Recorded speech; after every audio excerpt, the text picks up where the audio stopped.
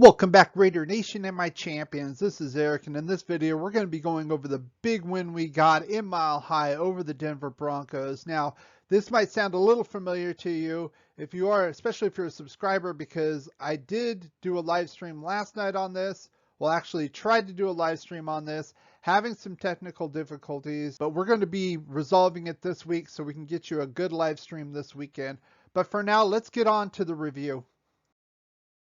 The other team's quarterback must go down, and he must go down hard. I wholeheartedly agree, Al, and you know what? This defense agreed as well, but we're going to get to that in 1 minute. I want to first go over the keys to the game and give out grades to those. Now, the first thing I talked about was stopping this very solid run game that they've had. We've had issues with the running game, especially with our defensive tackles being hurt. Hankins didn't play at all. We'll talk about that in 1 minute. And I'm going to give this a C. They were getting gashed early on. They did kind of clean it up, but still, Denver ended up with 23 carries, 112 yards. It's a little under 5 yards per carry. That's not going to get it done most of the time. There were some other factors during this game, but I will get to that in 1 minute. I would say that's an average at best performance on that. Next one, I said I thought that we would be okay against the receiving core, and I was more worried about Noah Fant breaking out here, and basically kind of did. He had 11 targets, converted those into 9 receptions for 97 yards, and they had that touchdown late in the game, the little garbage touchdown, but still the touchdown. He also contributed to 4 first downs in the game, a couple of which on third down. Did not do a very good job against him. A lot of people are saying KJ Wright's lost a step. I'm going to have to kind of agree with that. It's probably why he was out in the free agent market. I think he's still a decent linebacker, but we need to kind of clean that up. And as a matter of fact, I was kind of surprised with the amount of gashing we got from the receiving games themselves. Hayward and Robertson didn't look too great. Amik was getting absolutely bullied. Now, Tim Patrick, Cortland Sutton are two big wide receivers, basically manhandling these guys. Amik was taken out, and they replaced him with Brandon Face, and a guy who just got onto the team. He actually did a lot better, and you know, shout out to him. I'd probably give him a game ball with this, and also a game ball I would give out to the guy who replaced Hankins. That's Damian Square, another guy they just kind of picked up. And I'm going to give this defensive performance overall a B. Now, you could say, well, Eric, how can you do that when they gave up 450 total yards? They gave up 25 first downs. This is why. Lots of hugs for Teddy Bridgewater. The pass rush is back, folks. I'm telling you, and I'm excited. We ended up with 5 sacks, 17 quarterback hits. We contributed to 4 turnovers, 3 of which were interceptions. And a lot of that is Bridgewater hurrying, hesitating, getting rushed, getting hassled. This guy was down, hurt, getting hugged on his back most of the game, and that really slowed them down and stifled them. And there was another reason we'll talk about on the offensive side as well. But this defense did great. 2 things. 1, the 5 sacks and 17 quarterback hits. That's about twice as much as we average during the first 5 weeks thus far. The other thing is, all that, only 1/2 sack and 1 quarterback hit was attributed outside the defensive line. That was to Corey Littleton.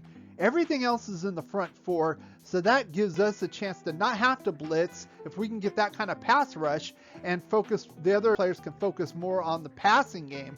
So great job, I would say overall. Again, we gave up 24 points. We really only gave up 17. They got a garbage touchdown at the end. Just like last week, we gave up 17. They got a garbage field goal at the end. Overall, a solid job by this defense. They're giving up about a touchdown less as far as points per game versus last year. And you can see not only with the talent, but the scheme, the way Gus Bradley is controlling this defense, you can tell the difference. While we did try to live stream last night, it didn't go so well. As usual, we will be live streaming this Sunday during the halftime of the Raiders-Eagles game. Come hell or high water, we're going to be talking about the good, the bad, the ugly of the first half. We're going to be going over the keys to the game and get your interactions and what you think and how you think the team was performing during the first half. We go about 10 or 15 minutes. We have a lot of fun. I encourage you to come on out and join us. And I hear everyone say it, take what they give you. We're going to take what we want. And that's exactly what this offense did in this game, scoring a total of 34 points. Now, I'm going to go over the first key to the game that's very relevant to the success, obviously, of this offense, and that is the offensive line. Now, I know a lot of people gave it an A+. I'm giving this a B. Nothing to shadow this, but I think there's a lot of things contrasting between this game and even the last two games, not just Chicago, but with the Chargers. They played much better. I don't think it was an A-level performance. They still gave up 2 sacks, 4 quarterback hits. I would say that's above average, but I'm not going to give it an A-level performance. If you look at last game, for example, against the Bears, they gave up 3 sacks and 4 quarterback hits. So very similar. However, there's some other statistics, and the one big one I looked at was the tackle for losses. They only gave up 1 tackle for loss in the game, and of course that attributes to the running game as well, versus 4 tackles for loss in the Bears game.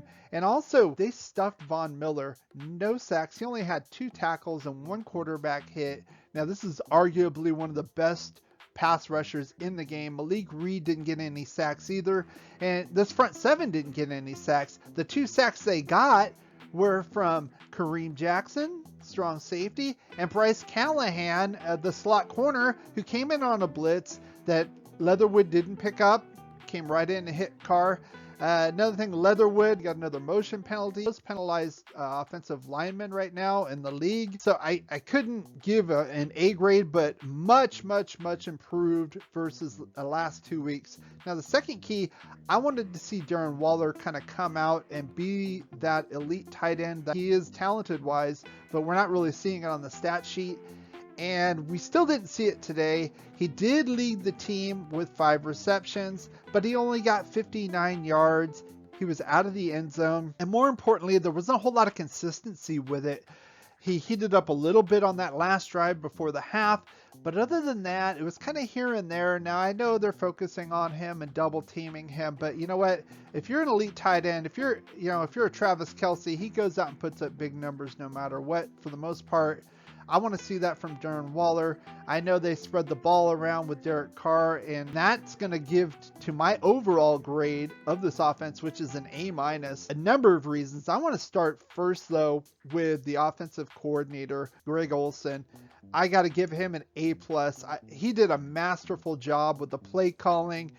It was night and day from Gruden. I've been complaining about Gruden's, Western Union Telegraph style of play calling. Everybody knows what's happening. Greg Olsen kept this defense stymied. They didn't know what the hell was happening. And it showed with that opening drive touchdown. When's the last time we scored on our opening drive, let alone got a touchdown? And I've been complaining all season about how slow it takes to get this offense to start up. It sputters like an old Cadillac. They got 7 points right off the bat. So A+ for Greg Olsen on that. And even Derek Carr said in the post-game interview that he crushed it. And speaking of Carr, I'm going to give him an A+ as well. 18-27, 341, 2 touchdowns, no turnovers. And you know what? The only thing that's really keeping this team from actually getting an A would probably be the running game. They got 86 yards. To me, it's not good enough, but they got out to that lead. I would have thought they would have run the ball more. They're still having a little bit of trouble doing that. They did better, but to me, not good enough. Now, the big thing with Carr is his decision making.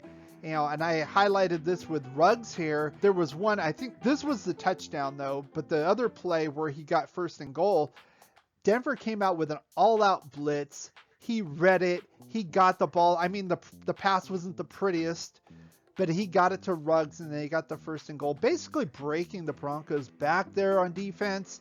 This is an MVP type performance from Carr, to be honest with you. And, not just that, but they also got this guy involved in the game too, Kenyon Drake. I mean, we paid this guy a lot of money, and we haven't really utilized him. Thank you, John Gruden. He's more of kind of like an Austin Eckler type, where he's more of a receiver than a runner. And he got about 70 total yards from scrimmage. Got 2 touchdowns, 1 on the ground, 1 in the air on a nice little wheel type route. Again, it kept Denver fooled. They didn't know what was going on.